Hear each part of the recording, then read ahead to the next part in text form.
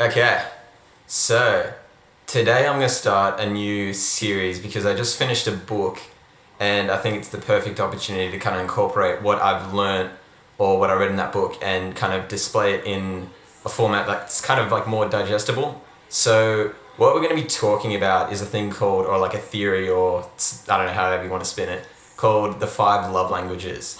So it's dealing with kind of like taking relationships and viewing how people interact within them and how you might be doing things that you think your spouse or your partner or whoever you're in the relationship with is going to respond well to, but in reality they're not actually getting or picking up on it because you're not speaking their love language. So to give a perfect example, just to deal with the first love language is words of affirmation. So one might be, and they do have to be genuine, like these have to be genuine acts of care, but when you provide someone with, if someone's primary love language is words of affirmation, when you say nice things about them, oh, you're looking really nice today, or, oh, when it comes to managing the finances, oh, you do a really good job of that, or, you mowed the lawn, oh, thank you so much for mowing the lawn, you're always so helpful like that. Things along those lines, like, if their primary love language is words of affirmation, they're going to respond to that. But if their primary love language is gifts, you might say those same things and expect that kind of similar response, that same positive response. But to them, it's like you're speaking another language.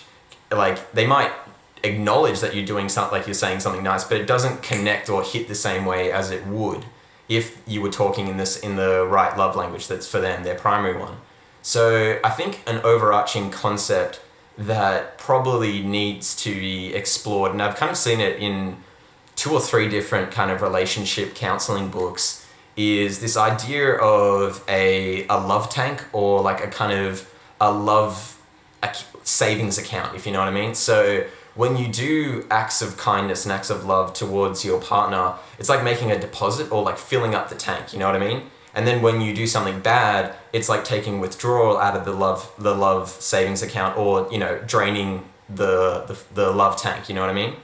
And so obviously, to get it as high as possible, you want to keep the love tank as high as possible because, that's just where good interactions probably happen more than likely.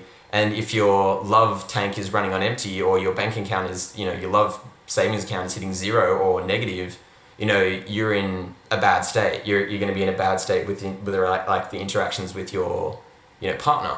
So the first one, and I think this one is actually probably one of my primary love languages. I don't know if it's my primary or if it's a secondary one, but is words of affirmation. So as I kind of talked about before, it's kind of providing, when someone does something, or something about your partner is something you like or respect, or you think highly of them, it's about conveying that to them through words. And it kind of builds their confidence and also, kind of makes them feel good about themselves. And I think, me personally, I think that's what I like. And something to take note of or be understanding. Everyone has certain levels of every love language, but they usually tend to have a primary one that they go to, like that they really respond to. They'll still respond to other things. Like, I still like getting gifts, but I like when people tell me things like, oh, you did a really good job there, or you do your XYZ, you can come up with infinite number of things, right? So I think I respond more to that. And I'd say, I'm going to make a stab in the dark and say, more often than not, guys tend to actually lean into words of affirmation as their primary language. Not saying every guy does, but I feel like a lot of guys, because it's kind of that nice little ego stroke that we really appreciate.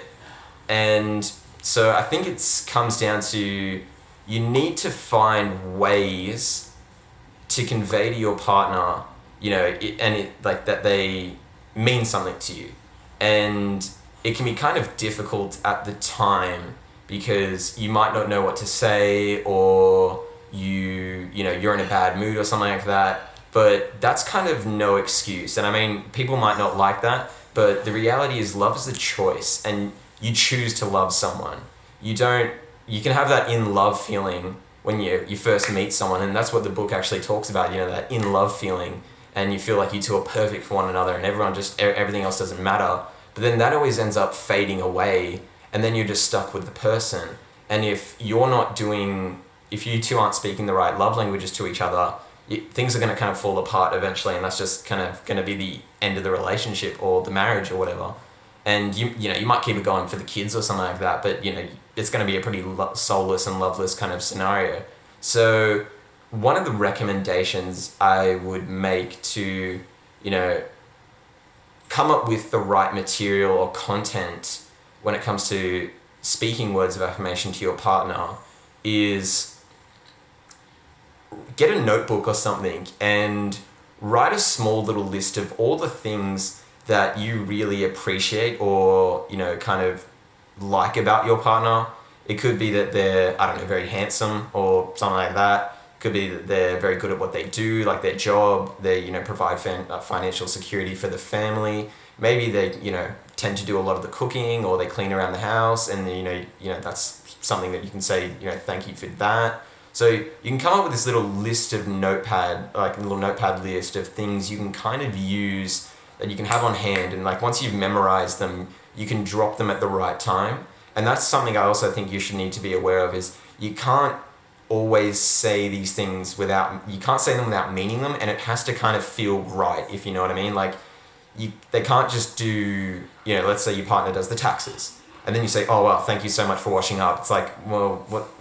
It's not really with what's going on with the context of the overall situation. So it's like, I mean, they still probably might appreciate it, but it's like, it seemed a little bit out of place. So think of it like that, because words are important and the context are important. So go from that angle and kind of look at it through that frame. And I think another exercise or activity you could do to kind of,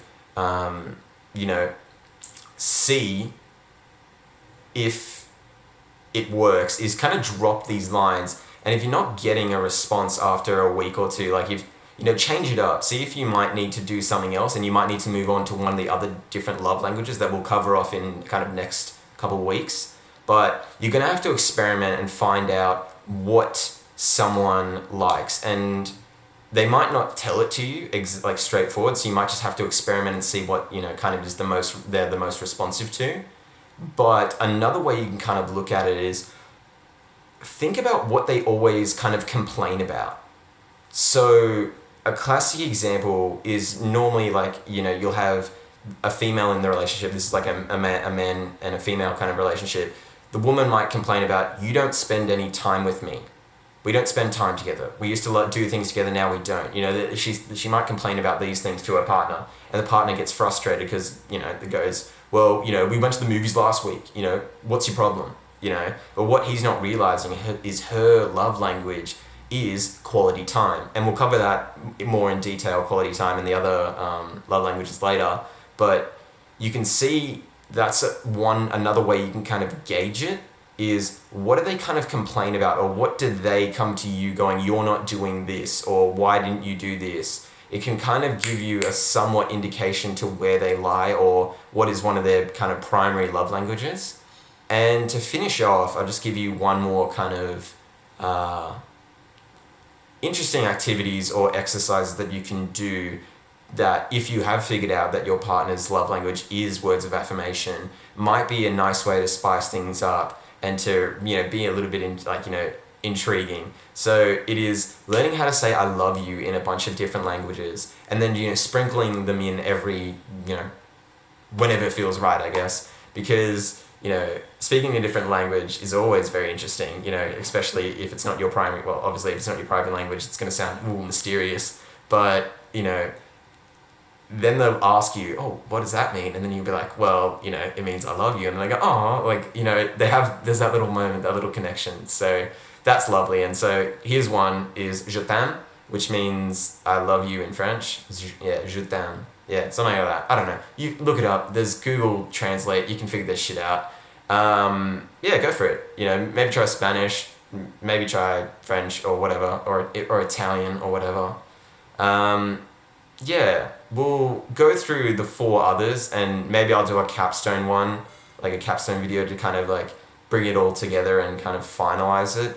But I think this should be a first starter for you to kind of understand what you might or might not be saying to your spouse that you probably should be, or your partner that you should be. So yeah, you know, get excited for the next couple of videos because we'll be covering off all the different love languages one by one, and you know, and hopefully this can kind of help you with your relationship.